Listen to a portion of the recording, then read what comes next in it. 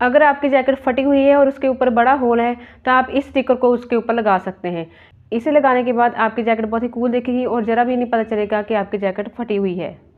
इसमें आपको अलग अलग स्टिकर मिल जाते हैं और सबसे अच्छी बात यह है कि ये बहुत ही कम प्राइस में अवेलेबल है। अगर आप इसको बाय करना चाहते हैं तो हमें फॉलो करें और हमारे कमेंट बॉक्स में कमेंट करें। अगर आपकी जैकेट फटी हुई है और उसके ऊपर बड़ा होल है तो आप इस स्टिकर को उसके ऊपर लगा सकते हैं।